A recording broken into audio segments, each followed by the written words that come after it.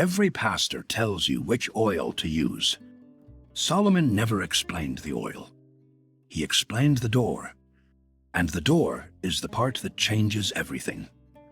Most of what you have been taught about anointing your home focuses on the substance. Olive oil, consecrated oil, anointing oil from a specific minister, oil blessed with a specific prayer. There is an entire cottage industry of belief built around what kind of oil you carry into your house. But Solomon's attention, in the most architecturally precise account of sacred dwelling in the entire Hebrew Bible, was not on the substance. It was on the threshold. And the reason he focused on the threshold, the reason the doorpost is the site, the location, the specific structure that receives the oil, tells us something about the nature of spiritual protection that most of what the church has taught has completely missed. Tonight, I want to take you back to the source, not to tradition, not to pastoral practice, not to what your grandmother did or what your church has always done, to the text itself, to what Solomon actually built. Let me begin with a question that I have never heard answered correctly in 25 years of academic and pastoral discourse on this subject. Why olive oil? Why not animal fat, which was abundant? Why not wine, which was sacred? Why not water, which was already used for purification throughout the priestly tradition? The answer is in a passage that most people have read without understanding its gravity. Exodus chapter 30, verses 22 through 25.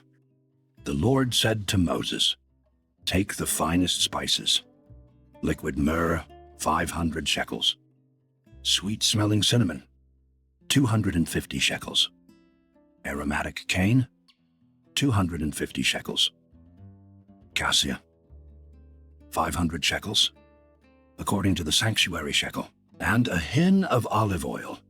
This is the formula for what the text calls shemen hamishcha, the oil of anointing. The perfumer's art, precisely specified, precisely measured.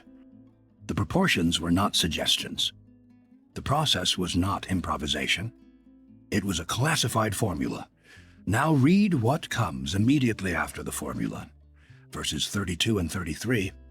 "It shall not be poured on any man's body, nor shall you make any like it according to its composition. It is holy, and it shall be holy to you. And then, whoever compounds any like it, or whoever puts any of it on a layman, shall be cut off from his people." Cut off from his people. This is the phrase the tradition uses for capital punishment, for being severed from the covenant community, for death. Let me be precise about what this means. In ancient Israel, there was a substance, a specific compound of aromatic resins and olive oil that carried the death penalty for unauthorized use. This was not superstition. This was law, written, codified, enforced. The oil was not for everyone. It was reserved for the temple, the ark, the priestly garments, the altar, the basin, and the king at his anointing. That is the list. That is the entire authorized universe of this substance. A domestic doorpost was not on that list, and yet Solomon anointed doorposts. This is the question I want you to hold, because the answer is not a technicality. It is not a pastoral exception. It is not a matter of interpretation. The answer tells us what Solomon believed he was doing when he anointed a doorpost, and what he believed, what the act itself declares, is the revelation that most of the church has never received. Let me take you first to 1 Kings chapter 6. Solomon has been building the temple for 7 years. The text describes the construction in extraordinary detail. The cedar, the cypress, the gold, the carvings. Every measurement is recorded. And then in verses 31 through 33, we arrive at the doors. For the entrance to the inner sanctuary, he made doors of olive wood. The doorposts were 1/5 of the wall, and he made 2 doors of olive wood. He carved cherubim and palm trees and opened flowers on them and overlaid them with gold. Also for the entrance to the outer sanctuary, he made doorposts of olive wood. Olive wood, not cedar. The primary building material throughout the entire temple complex, sourced from Hiram's forests in Lebanon, the most prestigious timber available to the ancient world. Not cypress, also available and abundant. Olive wood. Solomon chose olive wood specifically for the doorposts of the inner sanctuary, the Holy of Holies, and for the entrance of the outer sanctuary, the most sacred doorways in the most sacred building in the history of Israel, made from the tree whose fruit produced the sacred oil. I want you to pause on this for a moment. The doorpost was built from the olive tree. The oil that would anoint it came from the olive tree, the same tree. The threshold was constructed from olive wood and then consecrated by what that wood had once produced. Solomon was returning the liquid to its origin. He was closing a circle that begins in the same roots, draws upward through the same trunk, branches into the fruit that gives the oil, and then brings that oil back to the wood that came from the same source, to declare the threshold sacred. This is not decoration. This is not aesthetic choice. This is architectural theology. And when you understand what it says, the death penalty clause in Exodus 30 no longer looks like a legal obstacle to what Solomon was doing. It looks like the explanation. Here is the first revelation. Solomon did not anoint his doorposts because he wanted to protect his home. He anointed his doorposts because he was making a declaration about what his home was, not a house under divine protection, a temple. Think about what the death penalty clause actually says. The oil of anointing could only be applied to sacred things, to the temple and everything inside it, to the priests at their consecration, to the king. If you applied it to something else, to a layman, to an ordinary building, to an object outside the authorized list, you died because you had falsely claimed sacred status for something that did not have it. But the inverse is also true. If you had legitimate authority to apply the oil, if you were Solomon, if you were the king for whom the anointing oil was authorized, then applying it to a doorpost was not a false claim. It was a true one. When Solomon put the oil on a doorpost, he was not violating the law. He was using the law's own logic to make an irreversible statement. This threshold belongs to the same category as the temple, the same legal classification, the same sacred status. Whatever may not cross the inner veil of the Holy of Holies may not cross this threshold either. Not a ritual of protection, a change of legal status. The home was reclassified from ordinary structure to consecrated ground, from house to temple. And the declaration it made was this: this home is holy ground. No unauthorized entry. Now I want to show you the second revelation. Because there is a layer beneath the legal declaration that is, and I do not use this word lightly, astonishing. The olive tree in the ancient Near Eastern world was not an ordinary plant. It was the tree of covenant continuity. Olives do not produce significant fruit quickly. They take years, sometimes decades, to reach full productivity. The ancient olive groves of the Mediterranean were planted by ancestors for descendants. They were living links between generations, between the dead who planted them and the living who harvested them. Now consider what Solomon did. He built the doorpost of the Holy of Holies from olive wood. He consecrated that doorpost with oil pressed from the same species of tree. The wood became the threshold. The fruit of the same tree became the consecrating substance. The tree that guards the boundary, that stands as the material of the door, was consecrated by its own essence. The doorpost, in a theological sense, was anointed by itself, by what it once produced before it became a threshold. This is what I mean when I say material theology. Solomon was not working with symbols. He was working with substances that carry meaning in their very nature. The threshold is olive wood. It came from the covenant tree, the tree planted by one generation for another, The tree that by its biology insists on continuity, on the link between what was and what will be. And Solomon consecrated that olivewood threshold with the oil of covenant continuity, pressed from the same species. He was saying, this threshold is a covenant boundary. It does not belong to one season. It is intergenerational. What my father's generation could not cross, my children's children's generation will still not be able to cross, because the covenant that marks this wood does not expire. The oil returns to its origin, the tree consecrates itself, and the threshold becomes eternal. There is a third revelation in the text, and it requires us to leave 1 Kings and go to a book that Solomon himself wrote. Proverbs chapter 8, verse 34. Solomon is giving wisdom a voice. He has personified divine wisdom as a woman.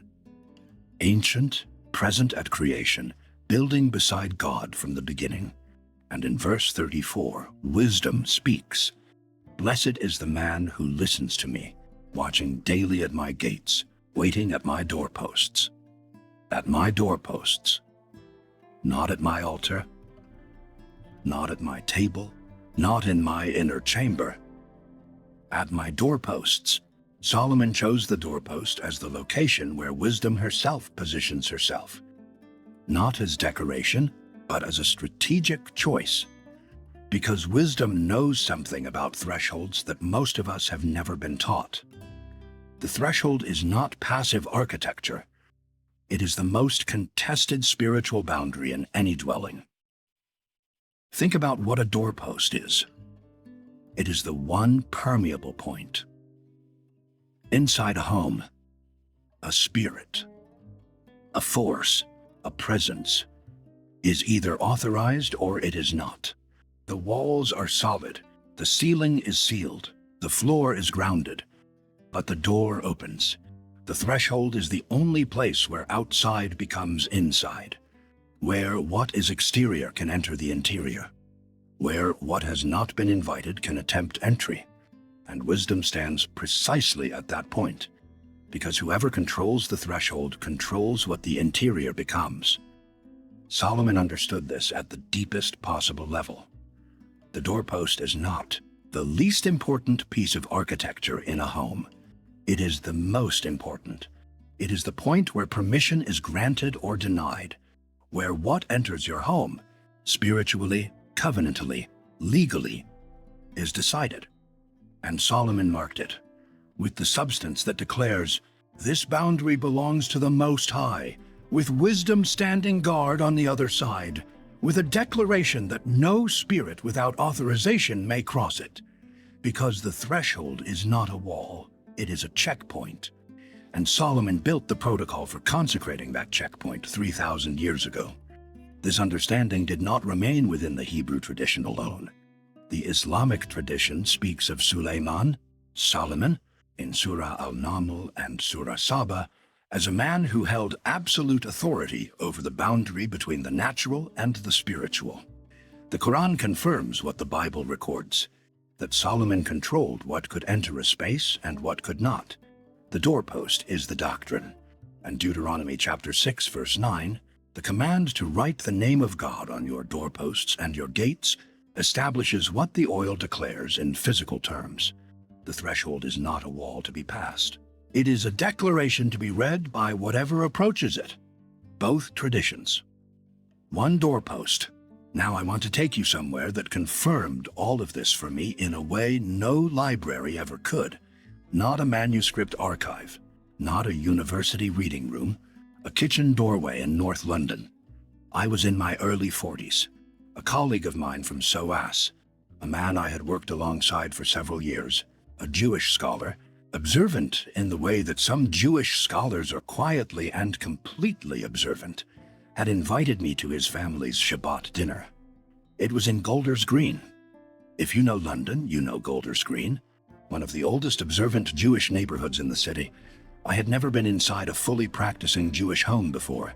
I had studied Jewish tradition for 15 years. I had read Rashi. I had read the Mishnah. I had worked through sections of the Zohar in the original Aramaic. but I had never stood in a hallway while a family came through their own front door. My colleague arrived first. He reached up without breaking stride and touched the mezuzah on the right side of the doorframe. A small case fixed at an angle, containing a handwritten parchment of Deuteronomy chapter 6. Then his wife, then their 3 children, the youngest perhaps 7 years old, each touching the mezuzah on the way in, not as ceremony, not with solemnity, not as a performance for the guest watching from the hallway, as reflex, as breathing, as a thing the body does because the body has always done it. I stood still. I watched all 5 of them pass through the same threshold, each touching the same point on the same doorframe, each making the same unconscious declaration of entry. After dinner, after the bread and the blessings and the long, unhurried conversation that Shabbat requires, his wife and I sat at the table while my colleague put the children to sleep. I asked her about the mezuzah. She looked at me with the expression of someone who has been asked this question by outsiders before, and has learned to gauge how much the questioner actually wants to know. Then she said something I have not been able to stop thinking about since. She said, "We don't just mark the door to protect the door, we declare the inside holy." She paused. Then, "The marking says, whoever comes through here enters consecrated space. Everything inside is under the name. Whatever is not permitted in the temple of God is not permitted here." She said it simply, without drama. As a fact, I walked home that evening through the North London dark. I let myself into my flat. I stood in the hallway for a moment, and then I went to my desk and opened 1 Kings chapter 6. I read, "The doorposts were olivewood."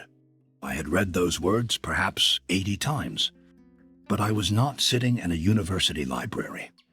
I was a man who had just watched a family touch their doorframe, who had heard a woman explain, over the remains of Shabbat dinner, the theology of the threshold. I read the passage as a householder for the first time, not as a scholar, not as a researcher, as a man standing in his own hallway, understanding for the first time that the passage was not about the temple. It was about every home that chose to be a temple. I opened my notebook. I wrote one sentence. Solomon did not build a temple and then go home. He made home into temple. Before I give you the protocol, I want to show you something from 2 traditions that most Western scholarship has never placed alongside the olivewood doorpost of 1 Kings, chapter 6. The first is from the Hausa tradition of northern Nigeria. British anthropological field reports from Kano and Sokoto, late 19th century, document a practice called gishiri, a mixture of salt and oil applied to the doorframe before entering a new home or before a night of spiritual significance. The practitioners who were interviewed traced the practice, in the words of one British anthropologist's transcription, to the wisdom of the old prophets. Not to a local custom, not to a regional tradition, to the old prophets. The second is from the Yoruba tradition.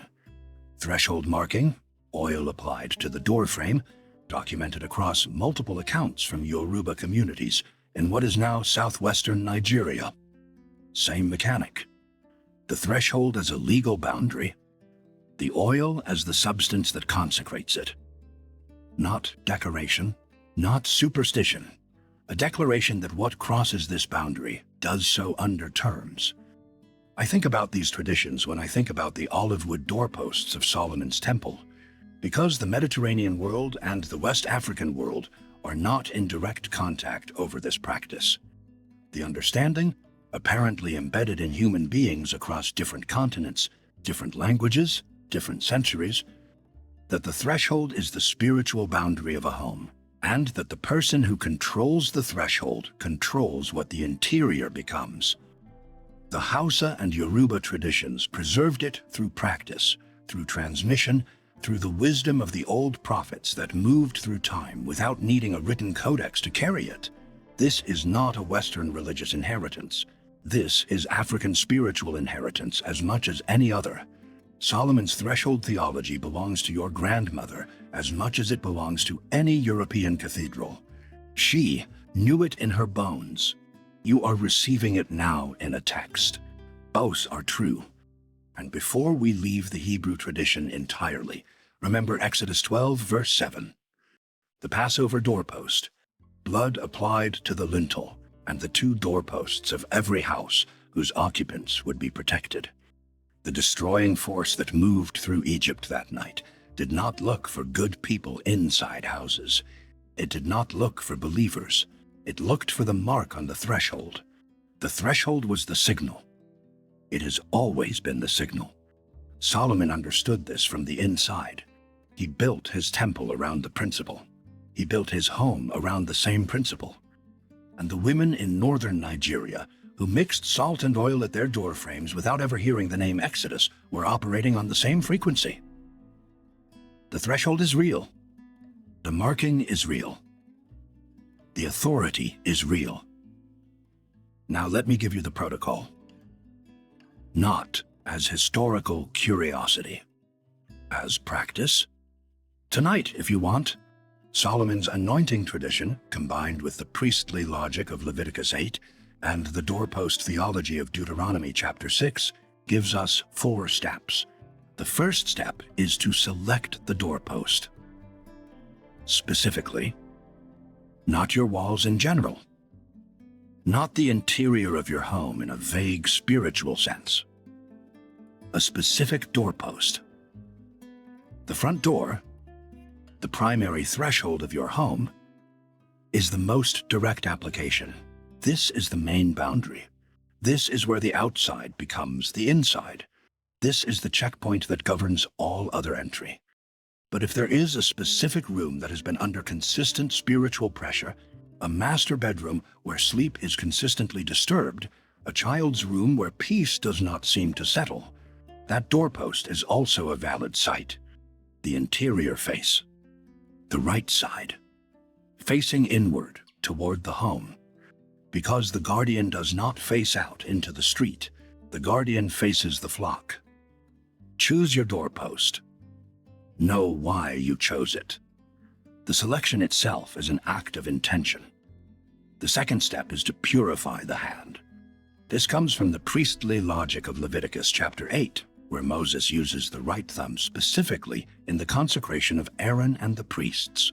The right thumb, not a brush, not a cloth, not a palm pressed flat against the wood. The right thumb dipped in oil. The oil does not need to be the full formula of Exodus 30. Liquid myrrh and cinnamon and cassia in precisely measured shekels. Solomon's protocol was built on that formula, but the covenant intention is what carries the act. Pure olive oil carries the covenant substance, because the substance is olive, because the doorpost of the Holy of Holies was built from the same tree, because you are returning the liquid to its origin. Touch the oil with your right thumb. Feel the texture of it. Know what you are holding and why. The third step is to anoint from top to bottom. Moses anointed Aaron's head first. The oil descended from the crown downward, as Psalm 133, verse 2 describes. Oil running down from Aaron's head, down his beard, down to the collar of his robe.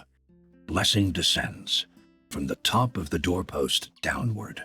One deliberate movement. The oil descends as blessing descends, not painted on, not dabbed tentatively. Applied with the right thumb from the top of the doorpost downward, in one motion. You are marking the boundary. You are applying the substance that declares, this threshold is no longer ordinary. The fourth step is the declaration. And I want you to hear this carefully, because the declaration is not a prayer. It is not a petition. It is not a request. It is a legal statement of fact. This is what distinguishes the Solomonic threshold protocol from what most of the church has taught about anointing your home. The church has taught you to ask for protection, to petition God to cover your doorpost. Solomon did not petition. Solomon declared. The oil is not a prayer sent upward. It is a change of status enacted downward, from divine authority into physical space. You are not asking for your home to be protected. You are declaring that your home has been reclassified. Speak this once. Calm, deliberate, not emotional, not at high volume. Legal facts do not require emotion to be true. This threshold belongs to the Most High. No spirit without divine authorization may cross it. I consecrate this house as holy ground by the authority of Jesus Christ. Once. Not repeated 3 times for effect. Not shouted down the hallway. Once. Because a declaration is not more true the louder you make it. And Solomon, when he dedicated the temple, when he spread his hands toward heaven in the longest prayer in the Hebrew Bible, did not shout. He stood. He opened his hands. He spoke. And the fire came down. Let me close with something I want you to carry. When my colleague's wife said, simply over the remains of a Shabbat dinner, we declare the inside holy, she was not giving me theology. She was giving me memory.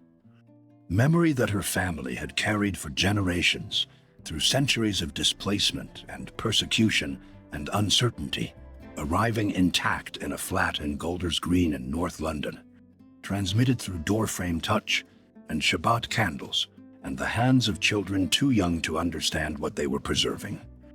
The declaration survived because it is true, not because a scholar validated it, not because a pastor taught it. Because the threshold is real, because whatever crosses it matters. Because whoever controls what enters a home controls what the home becomes. Solomon knew this. He built it into the most sacred doors in human history. Olivewood doorposts, anointed by the liquid of the same tree. He wrote it into Proverbs, where wisdom herself waits at the doorpost. He encoded it into the death penalty logic of Exodus 30, which makes unauthorized anointing a capital offense. Because if the unauthorized use carries that weight, then the authorized use carries that weight in the other direction. Sacred status declared. Legal status changed, threshold consecrated. And the Hausa grandmother who mixed salt and oil before entering a new home, who traced it to the wisdom of the old prophets. She was right. She did not know 1 Kings, chapter 6. But she knew the doorpost. And she knew that marking it was not superstition. It was the oldest act of household consecration in the human record.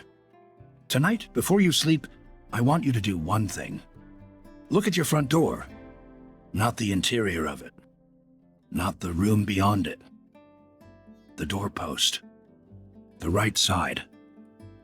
The olive wood of Solomon's Holy of Holies was built to receive that oil. Your doorpost is built from something. Wood. Metal, composite material. It does not matter, because what you are about to put on it is not a substance that requires olive wood to work. It is a substance that requires authority to work. You have that authority, not because you are a scholar, not because you have studied the manuscripts, because the legal reclassification Solomon encoded in that protocol was built for every household in every century that would choose to use it. He built it for your doorpost. He built it for tonight. Your home is not a building waiting for God's protection. Solomon decided what a home could be 3,000 years ago. It can be a temple. It can be a threshold that spirits must cross under terms. It can be declared consecrated ground, not by a priest, not by a prophet, not by a minister with certified oil from a certified source, but by the authority of the declaration itself, spoken over the substance that returns to its origin. 4 steps. Select the doorpost.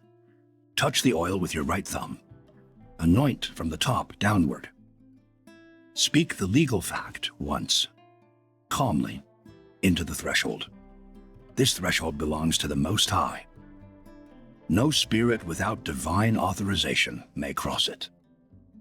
I consecrate this house as holy ground by the authority of Jesus Christ, and then go inside, not with anxiety, not checking over your shoulder, with the confidence of someone who has just done what Solomon taught, who has just changed the legal status of their home, who has made home into temple.